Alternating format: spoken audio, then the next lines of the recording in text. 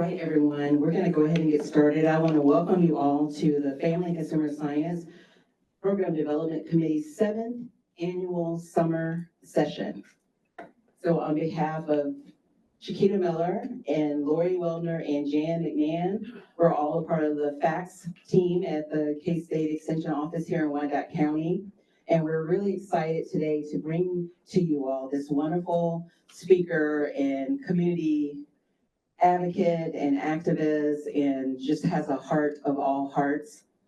So today you're going to hear Pivot Your Mindset by Shakedra Easterwood. Just a little bit about Shakedra. She is a part of a partnership strategist. She building it, and that's about building thriving communities by cultivating collaborations aligned in love and service to youth and families.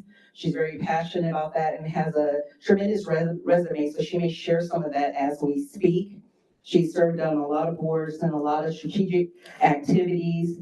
She holds a bachelor's degree in public administration from Park University. She also has a Master of Art in Media and Communications and Public Relations from Norfolk State University in Virginia, and she also has a Master's of Public Affairs and Global Governance from Park University as well. Today, she's going to talk about the Pivot Your Mindset. She is the author of this wonderful book, and so she's going to reflect about healing and wellness from her perspective. And she created this book, A Life Fulfilled, 7 Strategies to Pivot Your Mindset from Lack to Abundance. She will also share her passion for the importance of community on our health. So no other time, we're going to go ahead and let you hear from Shakedra Easterwood.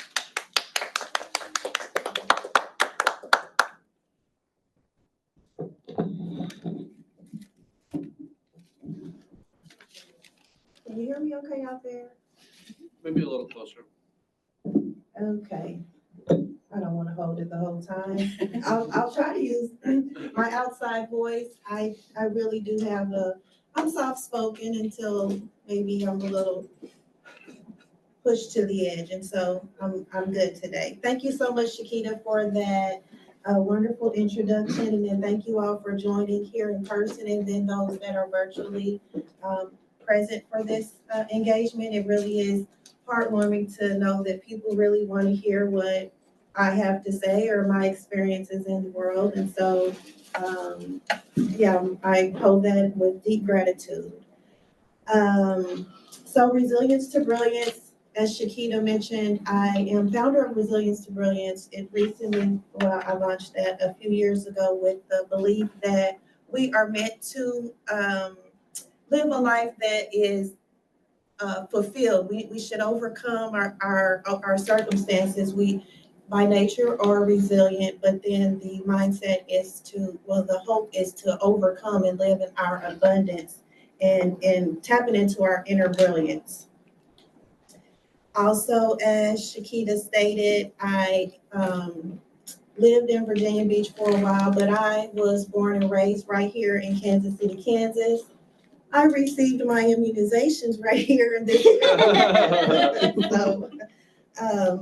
So it was nostalgia walking into this place, and nothing has changed. Some things change and you like that, but when things stay the same in this type of way, it's really refreshing. Again, yes, I have my bachelor's and master's from Park University and studied for a while at Norfolk State University. And so how did I get here? And when I say here, I am speaking as an author and speaker. And I wrote this book after a time of healing, throughout the journey. The book is actually my journey to healing. It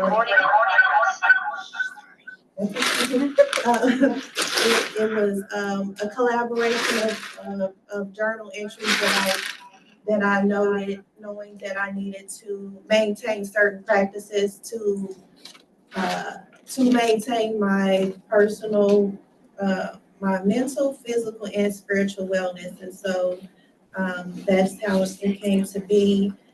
And I wrote it to myself as a reference guide, but I have nieces and nephews, and I thought that it would be good to document that for them as they, you know, evolve through life. And um, when I started the Master of Public Affairs, the Global Governance Program at Park University, I went in with the mindset, okay, I'm gonna learn and then I'm gonna be able to, you know, go out and save the world. And by the time I did my oral defense, I realized, okay, maybe if I can just help one person, I'm doing okay.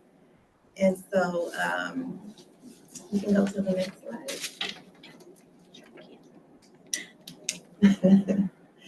And just a picture of the book, and just this represents for me my path to healing in written form. It was there were, like I said, a series of traumatic events that happened back to back, and I just felt like I needed to take time to heal. And I was fortunately granted circumstances where I was allowed to resign from the role that I was in at that time. And I took a year off and I spent time alone with God, and through journaling and meditation, and then the things that are in this book, I was able to come to a place where I am today. The book has these 7 practices, and even since then, let me pause for a moment and say this. Today I am presenting myself in real time with transparency. Since releasing the book, I've added an 8th component that is vitally important, which is the importance of our community, our social interactions. And so that is the 8th practice that I also need to maintain as I evolve through life. So I'll go through each of these and just share what it meant to me, or how I came to understand the importance of this. And then there'll also be some tips offered of what's helpful to me that may be helpful to others that read the book. As I stated, I was at the lowest point in my life, and then I was I was in the process of grieving, and I used writing to help me process my emotions. I also had a therapist that I checked in with, and so these are just some of the routines that I have that helped me along the way. And the next slide, please.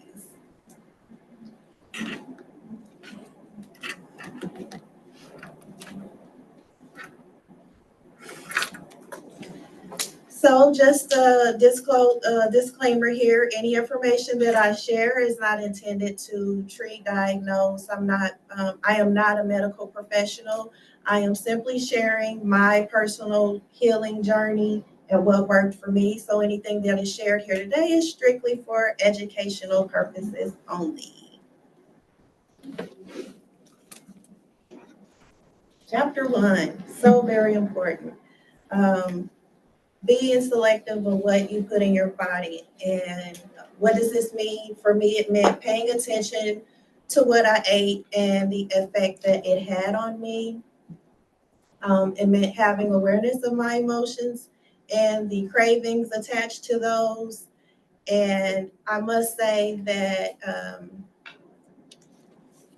when I was in undergrad, which was over 20 years ago now, I took a public health class. The requirements were you had to take a science or something. And I didn't consider myself much of a scientist, but something about that public health class really interested me. And the instructor actually worked here at the public health department then. Biagio Pagano was his name. And the way he presented the information, I mean, there were a series of things that were presented, but the biology and the way he presented it, attached with the real world learning of preservatives and organic versus non-organic foods, that really sparked me, and that's when I started to pay attention to what I ate and the effects that it had on me. And so it started way back then, and it has evolved. And even now, I'm going to reference the blood type diet as just an example. And as I said, so the way my diet evolved, it started with weaning out the processed foods and eating more organic foods because of the chemicals. And then I stepped into the information on the blood type diet. And so Dr. Peter D'Adamo he published this book in 1996 with based on the theory that based on our blood types, our bodies had the ability to break down foods differently, and what foods may be beneficial to others may actually act as poison to others. And so that was of interest to me. There's a little reference guide a little pocket manual that I started using, and a lot of the foods that were listed in there as harmful to me, I agreed with because I had already experienced some adverse effects with those foods. And so there are categories of highly beneficial, neutral, and then avoid. And so I started with the highly beneficial foods and would just eat from that category. And since then transitioned over. And even since releasing the book this year, I have more of a plant-based diet. And so just to give an example of the journey and how it's evolved, it's not just one thing. And I really had to pay attention to what worked for me versus what input from anybody else. I just really had to pay attention to my body. And this chart is just an example of the breakdown based on that one theory. And so there are other theories out there, but this is what worked for me. Practice regular movement. So I believe I said I would be transparent. And so the effects of practicing regular movement, it has positive effects on our mind, our body, and our soul. It's just overall helpful. And most jobs these days, well, office jobs in particular, we spend most of our day sitting or sedentary. And so there is research that states that that is more harmful nowadays than smoking. So I understood the importance of regular movement, but making a regular habit of it was really challenging for me. I consider myself an introvert, so I'm not a person that would like to go out to a gym and work out, or even, well, let me pause and say this. With the blood type diet, there are also recommended physical activity based on your blood type diet. And so the recommendation for my blood type, which is type A positive, was low impact movement, low impact exercises like yoga or Pilates, those type things. And so I started with yoga, but I must say that once I made a commitment to changing or to incorporate this practice, it took me 2 years. I would watch the yoga video from the sofa, and I just wasn't motivated to get into it. And so finally, I share that to say we can be our own worst critic. We can be hard on ourselves, but and then I don't want to be judged by where I am today. I want to really be clear with the path that it took to get there. And yeah, that was a struggle for me. And so the things that helped me understand or become motivated, because it was so challenging, was understanding my why, and my why is the fact that there's a history of cardio disease in my family. And so I knew I needed to have a healthy heart. And another thing I thought about, well, what would make it fun? Because yoga was doable and convenient, but it wasn't fun. And I'll share a little bit more later, but I recently reconnected with my love for dance. And we have someone here who was present when I made that discovery. And so now I'm really excited that I have rediscovered that and thought, oh, okay, I can do this. I can dance. I can incorporate that, and that is something that I would do in a class setting versus yoga or being at the gym. So just those little things that really make a difference when things are catered to your personal preferences make things like that doable. Um, okay. Getting sufficient sleep is another practice that I need to maintain. I realized how just over the years, without getting enough sleep, I would be in a mood, just not friendly, not processing well, kind of a brain fog.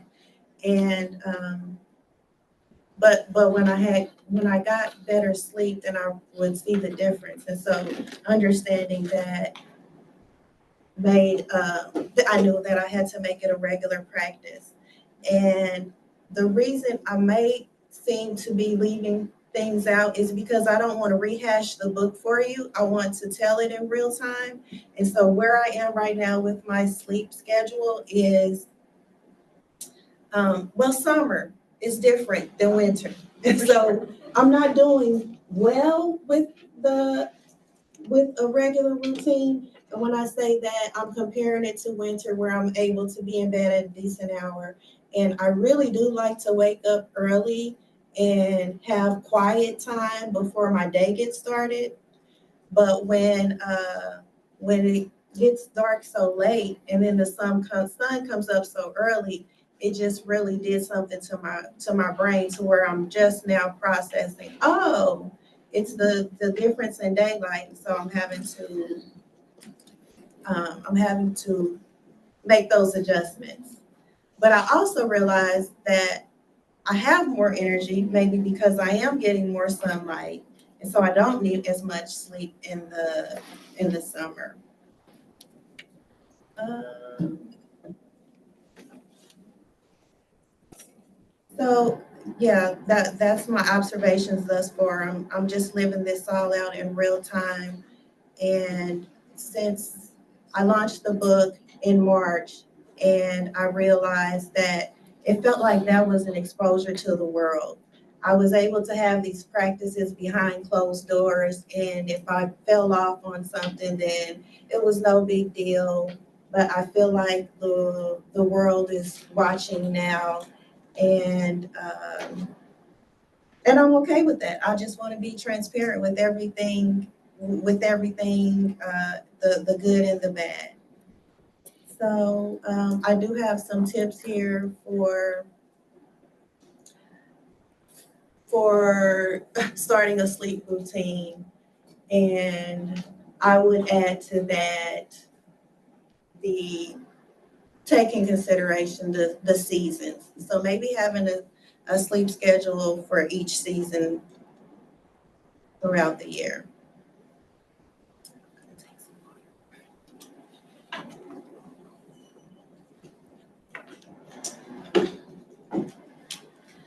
So, what gives my life meaning?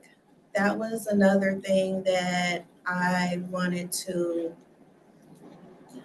be attached to. So, as I stated, there were a series of traumatic events that I experienced. I had lost close family members, and uh, I was in a position, I was operating from my resilience and being there for everyone else. And so I had to take a step back and do some reflecting for myself. I was also working in local government at the time, and the pandemic happened, and then the George Floyd incident happened. And so things just changed. Just the world was really different than it had been a couple of years prior. And so that, in combination with the personal things that were going on with me, I knew that I needed a break. And I had been working, I started working when I was 14. My first job was through, let's see, the Full Employment Council, and it was Kansas City Jobs for Youth.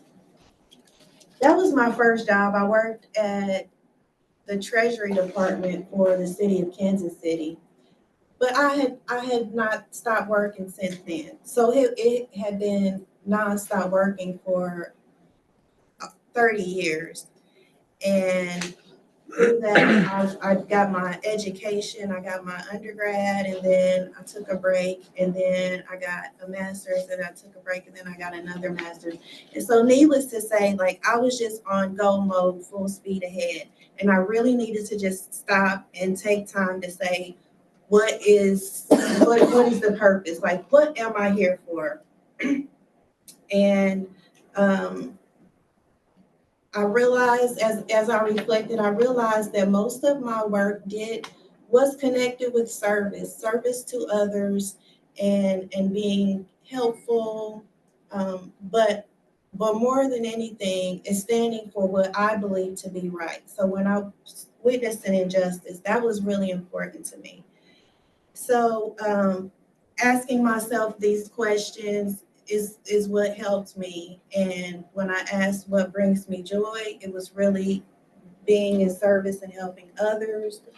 My values are just being kind. Um, so I educated myself on those interests, and I some of this was in reflection.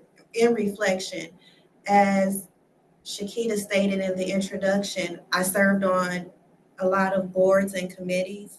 And when looking back in retrospect, I'm like, oh, it was always about, I was with Consensus KC, which was for advocating for civility in political settings. American Public Square also represented that same thing. ACLU for Kansas. I did some volunteering with them. And so putting that all together and then saying, how do I want to move forward? Well, how I want to move forward is to be an example of that. I've put in all the work, and now it's time to put that work to use in my community. I lived in Virginia Beach for several years, and I've been back here almost 10 years. And I completed the second master's during that time. And after that program, oh, I should say this. I'm not a professional student in the in the way that is like unhealthy. Whenever something was going on, or if I felt lost, I turned to education as a way to stay focused and disciplined and not get thrown off track. And one example of that is when I started the program at Norfolk State University.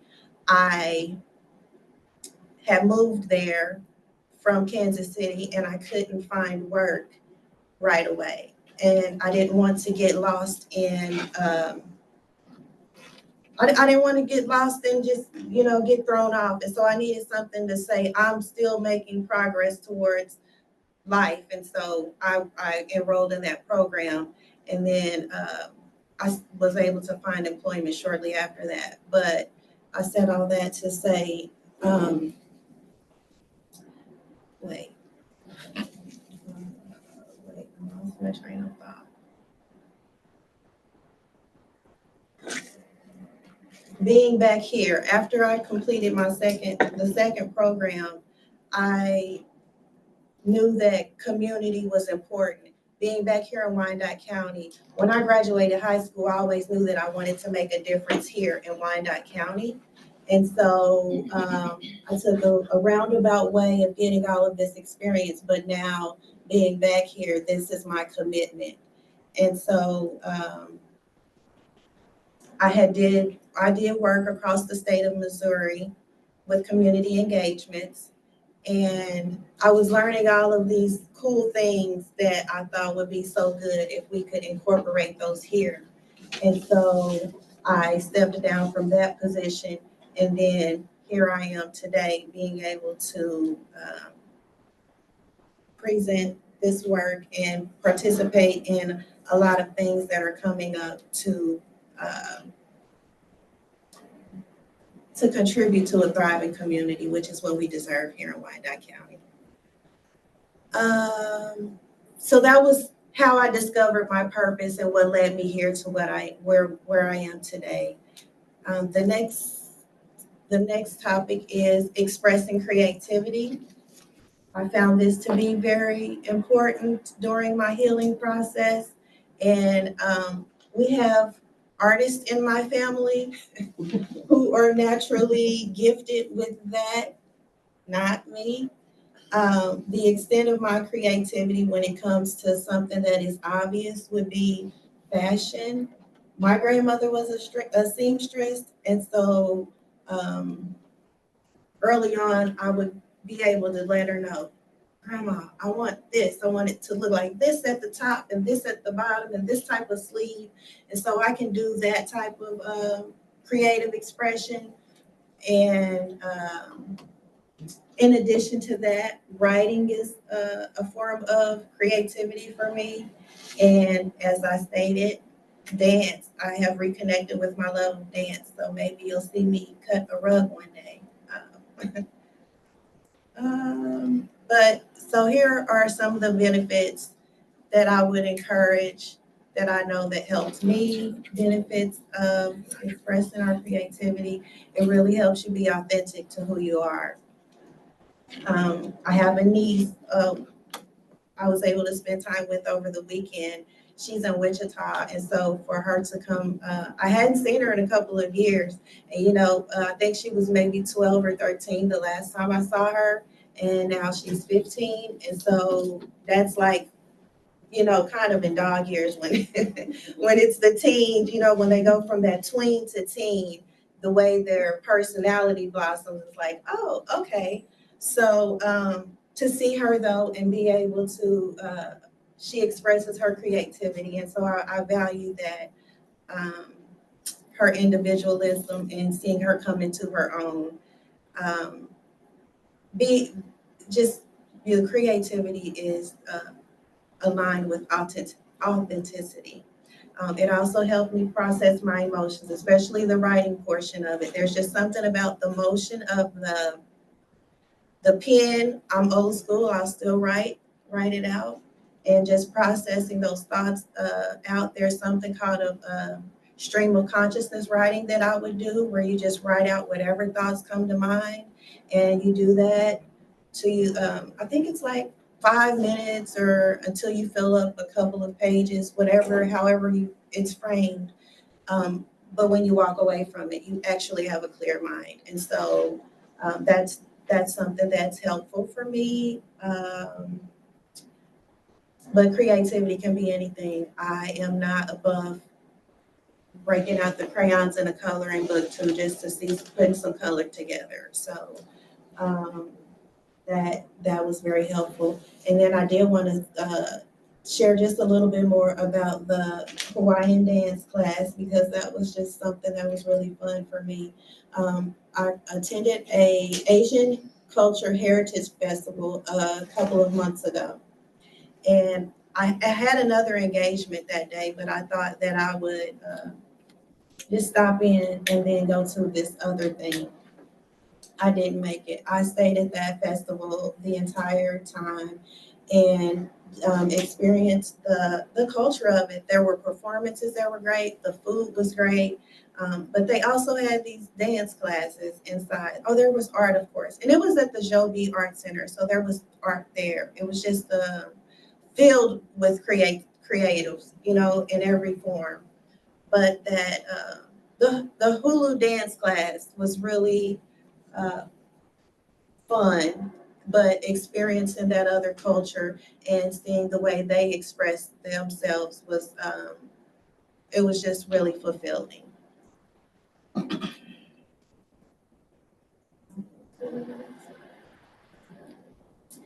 So this is a picture I took last November when I spent my best friend, she is in Alabama. She recently moved to Alabama from Nashville.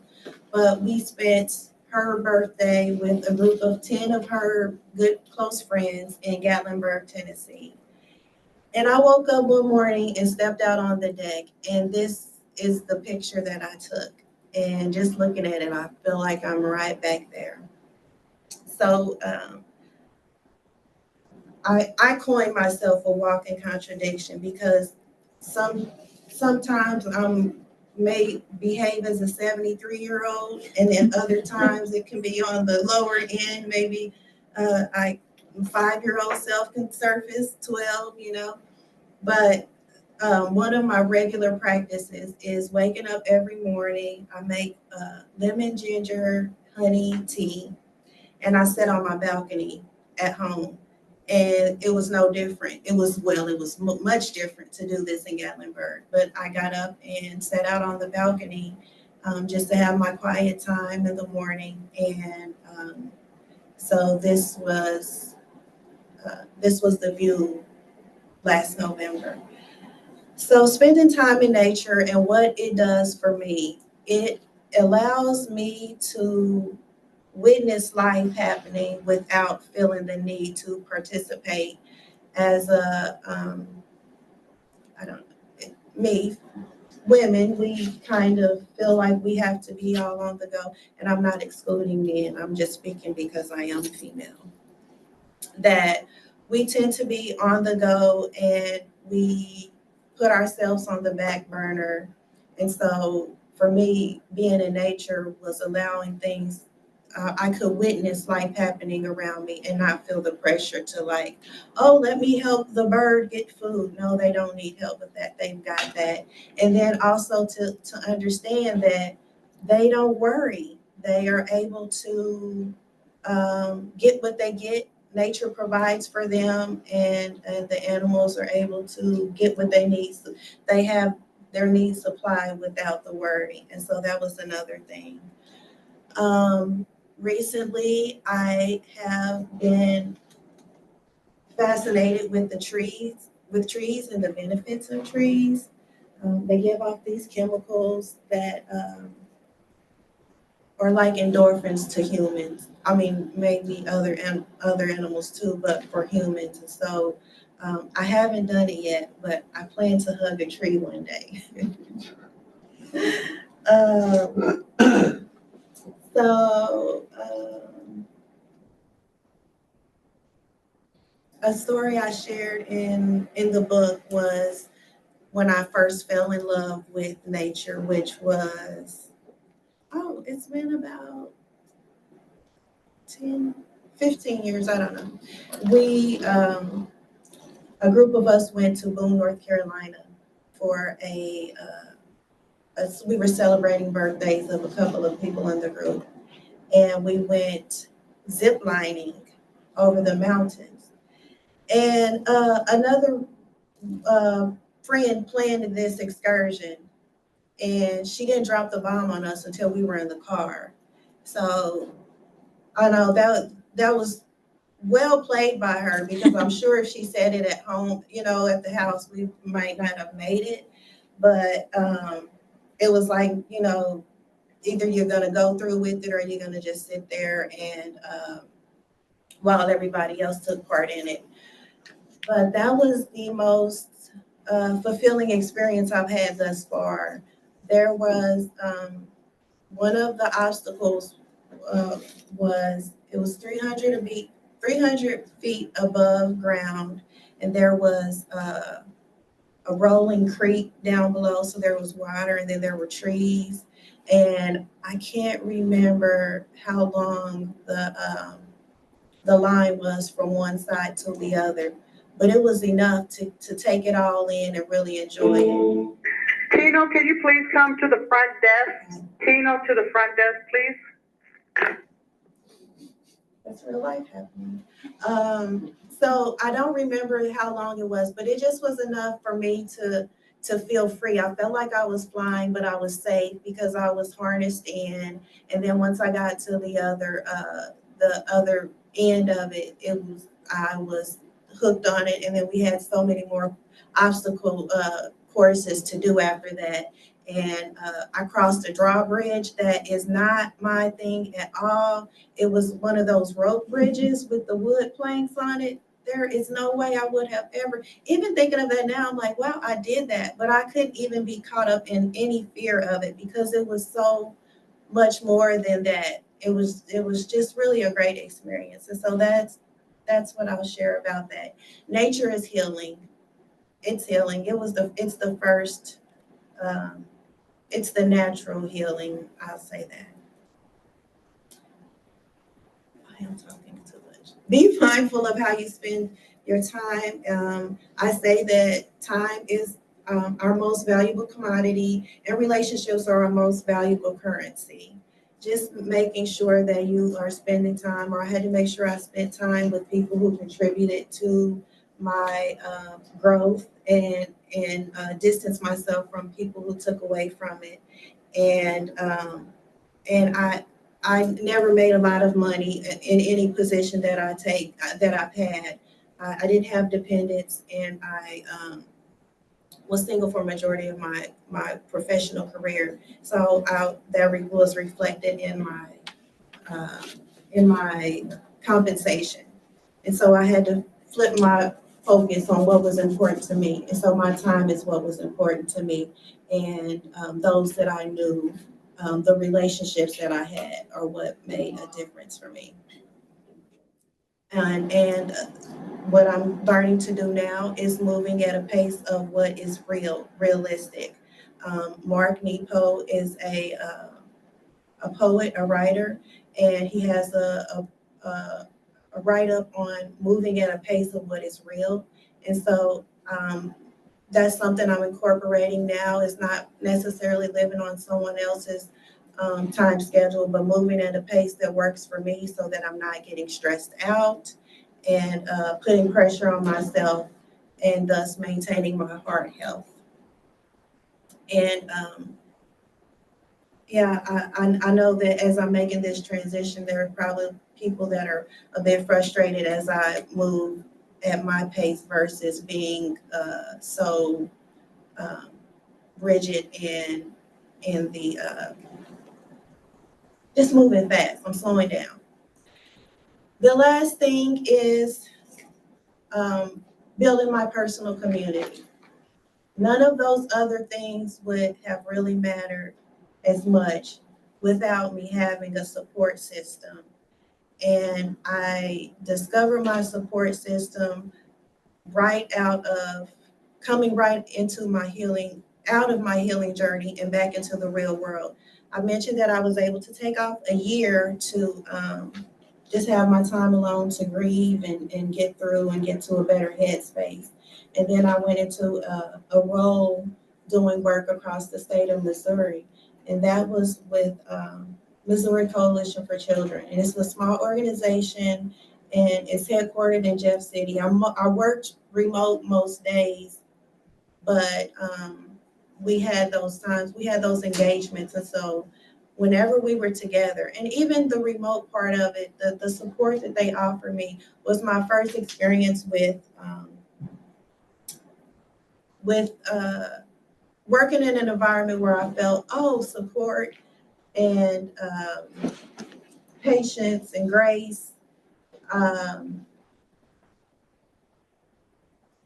those are the words that come to mind. It was just really helpful to me. And I wrote an article a blog about it on the Rooted Strategy website, which is the organization I'm currently contracted with Ms. Catherine Evans is the president of Rooted Strategy. And so that was a continuation of what a safe space was. I was introduced to a safe space in the Missouri Coalition for Children Work, and then it has been reflected and amplified in the environment that I'm working in now. But having a community in our social circle or social interaction. So during the pandemic, the Surgeon General, the former Surgeon General, Vivek Murthy, spoke about the loneliness epidemic and the social isolation that we all experienced. And we all felt like we were going through everything alone, but we all were going through it together, but just not even speaking about it.